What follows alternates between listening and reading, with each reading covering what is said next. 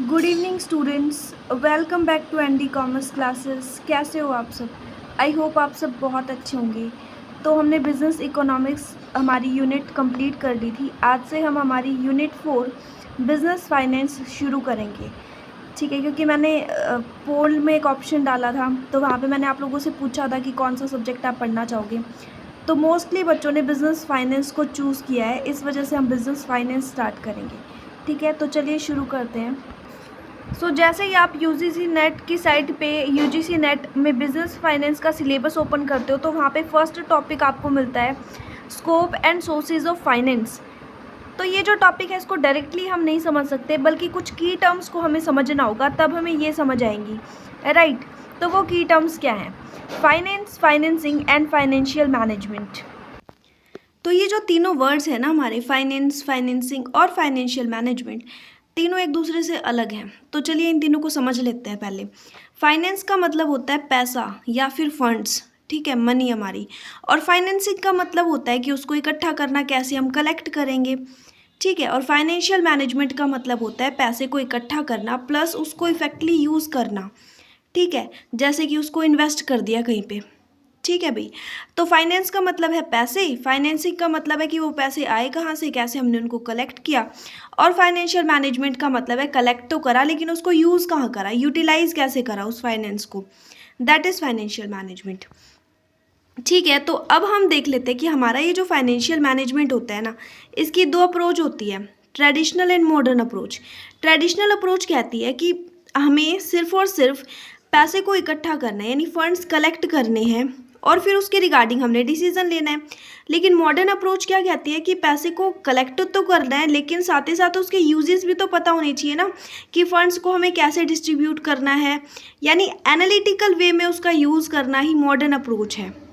ठीक है, कि भाई कैसे हम उसको यूज़ करेंगे, इकट्ठा करने के साथ साथ बाकी सारी चीज़ें इसमें आ जाएंगी। ठीक है, तो ट्रेडिशनल अप्रोच आपका प्रॉफिट मैक्सिमाइजेशन पे फोकस करता है और मॉडर्न अप्रोच आपकी वेल्थ मैक्सिमाइजेशन पे। ठीक है, तो ये जो दोनों टॉपिक है, profit maximization and wealth maximization, ये आप शॉर्ट्स में देख लीजिएगा, वहाँ मैं आपको एक्सप्लेन कर दूंगी। ठीक है, तो अब हम देख लेते हैं नेक्स्ट टॉपिक। अब जो हमारी मॉडर्न अप्रोच है, इसमें तीन तरह के डिसीजंस लेने होते हैं हमें, financing decision, investing decision and dividend decision. ये जो सारे टॉपिक्स हैं ये आप बीकॉम में पढ़ के आ चुके हो, ठीक है। 5th सेमेस्टर 6th सेमेस्टर में आपकी एक बुक लगती थी, उस बुक्स में आप पढ़ के आ चुके हो, लेकिन फिर भी रिकॉल करना ज़रूरी है। तो देखिए, फाइनेंसिंग डिसीजन क्या होता है, जो कि फाइनेंस की प्लानिंग से रिलेटेड होती है, कि पैसे हम कहाँ से कलेक्ट करेंगे, यानी collection of funds, equity share से आएगा, प्रेफरेंस शेयर से आएगा, डिबेंचर से आएगा या बॉन्ड से आएगा पैसा, ठीक है। फिर उनको एनालाइज करना कि इन चारों ऑप्शन में से कौन सा ऑप्शन बेस्ट रहेगा और फिर उनका सिलेक्शन करना।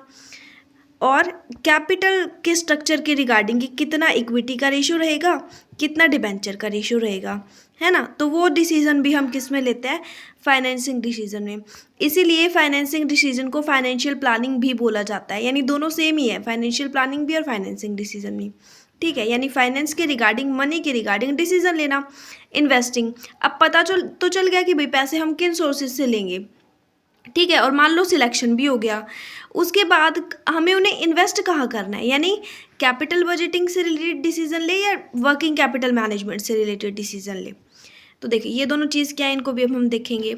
देखिए, इन्वेस्टिंग डिसीजन में क्या होता है कि एसेट्स हमारी सिलेक्ट हो गई, मतलब कि हमें कौन से एसेट से पैसा लेना है, तो अब उन एसेट्स को हम कैसे लगाएं, मतलब कि थोड़े टाइम के लिए इन्वेस्ट करें या फिर लंबे टाइम के लिए हम उनको इन्वेस्ट करें, लॉन्ग टर्म इन्वेस्टमेंट चूज़ करें या शॉर्ट टर्म इन्वेस्टमेंट। अगर हम लॉन्ग टर्म इन्वेस्टमेंट चूज़ करते हैं तो वो सीबी होता है, यानी कैपिटल बजटिंग डिसीजन होता है। और अगर हम शॉर्ट टर्म इन्वेस्टमेंट के लिए उनका यूज़ करते हैं तो वो वर्किंग कैपिटल मैनेजमेंट होता है, ठीक है। ओके, देन है डिविडेंड डिसीजन। डिविडेंड डिसीजन में अब हमने उनको इन्वेस्ट कर दिया, इन्वेस्ट करने के बाद हमारे पास पैसा आएगा, है ना, मनी रेज होगी, तो वो जो पैसा, वो जो प्रॉफिट होगा, तो उसे हमें शेयर होल्डर्स में हम बांट भी सकते हैं और रख भी सकते हैं सेविंग्स के रूप में, है ना, हमारा जो रिटेन्ड अर्निंग होता है उसके रूप में। तो डिविडेंड डिसीजन रेजिडुअल डिसीजन भी कहलाता है। इसमें हम डिसीजन लेते हैं किसके रिगार्डिंग कि जो प्रॉफिट है उसको हमने डिस्ट्रीब्यूट करना है शेयर होल्डर्स में, इसके रिगार्डिंग, ठीक है। अब हमें प्रॉफिट होगा हमारी कंपनी को, हमारी फर्म को, तो या तो वो प्रॉफिट हम रिटेन्ड अर्निंग के रूप में रख ले कि भाई हमें आगे उसको फिर से इन्वेस्ट करना है। मान लो हमें 10,000 का प्रॉफिट हुआ तो हम 10,000 का 10,000 रिटेन्ड अर्निंग यानी अपनी गुल्लक में जमा करके रख देंगे कि भाई हमने इसको इन्वेस्ट करना है। या फिर हम उसमें से कुछ पैसा रिटेन्ड अर्निंग में डाल दें और कुछ पैसा शेयर होल्डर्स को डिस्ट्रीब्यूट कर दें डिविडेंड के तौर पे। तो वो सारे डिसीजन किस में आएंगे, डिविडेंड डिसीजन में। और इसी के रिगार्डिंग हम डिविडेंड पॉलिसी भी बनाते हैं। ठीक है, समझ आया इतना आपको? ठीक है, आगे देखते हैं। अब आता है स्कोप ऑफ फाइनेंशियल मैनेजमेंट, यानी मेन जो टॉपिक हमारा था कि फाइनेंशियल मैनेजमेंट का स्कोप क्या होगा। तो आपको फाइनेंस समझ आया, फाइनेंसिंग समझ आया, फाइनेंशियल मैनेजमेंट समझ आया। अब इसका स्कोप, इसके अंदर क्या क्या चीज़ें आएंगी, तो इसके अंदर आएगा कि हम फाइनेंस प्लान कैसे करेंगे, यानी पैसा आएगा कहाँ से। फिर उसके बाद हम कैपिटल स्ट्रक्चर डिसाइड करेंगे, कितना इक्विटी का होगा, कितना प्रेफरेंस का होगा, कितना डिबेंचर का होगा। उसके बाद हम कैपिटल बजटिंग से रिलेटेड डिसीजन लेंगे कि लॉन्ग टर्म में हमें कितनी एसेट इन्वेस्ट करनी है। फिर हम वर्किंग कैपिटल मैनेजमेंट से रिलेटेड डिसीजन लेंगे कि शॉर्ट टाइम में हमें कितनी एसेट इन्वेस्ट करनी है। और लास्ट में हम डिविडेंड डिस्ट्रीब्यूशन के रिगार्डिंग डिविडेंड पॉलिसी बनाएंगे। ठीक है, तो यानी फाइनेंशियल मैनेजमेंट के स्कोप में वो जो 3 डिसीजन हमने पढ़े थे वो तीनों डिसीजंस आते हैं। क्लियर? ओके, नाउ सोर्सेज, कि जो लॉन्ग टर्म के लिए हमें क्या क्या सोर्सेज चाहिए होंगे, शॉर्ट टर्म के लिए हमें क्या क्या सोर्सेज चाहिए होंगे। तो देखिए, लॉन्ग टर्म के लिए हम इक्विटी शेयर्स भी यूज़ कर सकते हैं, प्रेफरेंस शेयर्स भी यूज़ कर सकते हैं, डिबेंचर्स भी यूज़ कर सकते हैं, बॉन्ड्स भी हम यूज़ कर सकते हैं, बैंक लोन हम यूज़ कर सकते हैं, लीज फाइनेंसिंग, गवर्नमेंट ग्रांट्स और रिटेन्ड अर्निंग भी हम यूज़ कर सकते हैं। शॉर्ट टर्म के लिए हम bank overdraft, short term loan, trade credit, commercial paper. अभी कुछ बच्चों को तो ये सारे टॉपिक्स क्लियर होंगे, मतलब कि ये पता होगा कि क्या क्या होते हैं। लेकिन जिन भी बच्चों को दिक्कत है इन टॉपिक्स में, तो वो क्या करेंगे, उनको डिटेल्ड एक्सप्लेनेशन चाहिए होगी, तो उसके लिए मैं आपको एक लिंक प्रोवाइड करूँगी डिस्क्रिप्शन बॉक्स में। ठीक है, मैंने पहले वीडियो बनाई हुई है शॉर्ट टर्म सोर्सेज और लॉन्ग टर्म सोर्सेज के ऊपर, तो वहाँ पे मैंने इनको बहुत अच्छे से एक्सप्लेन कर रखा है, बहुत ही इजी वे में। सच में अगर आप देखोगे ना, आपको बहुत अच्छे से समझ आ जाएगा। तो वहाँ से आप लॉन्ग टर्म सोर्सेज और शॉर्ट टर्म सोर्सेज अच्छे से कर सकते हो। ठीक है, तो अभी के लिए इतना ही। कल हम इससे नेक्स्ट पढ़ेंगे, नेक्स्ट टॉपिक जो कि हमारा लीज फाइनेंसिंग है। उसके बाद आगे और भी है, कैपिटल स्ट्रक्चर है। तो जो जितना पॉसिबल हो पाएगा उतना हम करेंगे। ठीक है, तो आज हमारा जो फर्स्ट टॉपिक था वो कंप्लीट हो चुका है।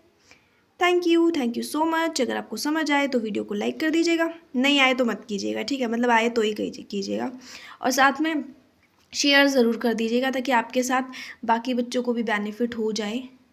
और अगर आप कुछ कमेंट करना चाहते हैं, मुझे कुछ सुझाव देना चाहते हैं, या फिर कोई कमी रहेगी, कुछ भी जो भी आप करना चाहते हैं तो वो कर सकते हैं। ठीक है, थैंक यू सो मच।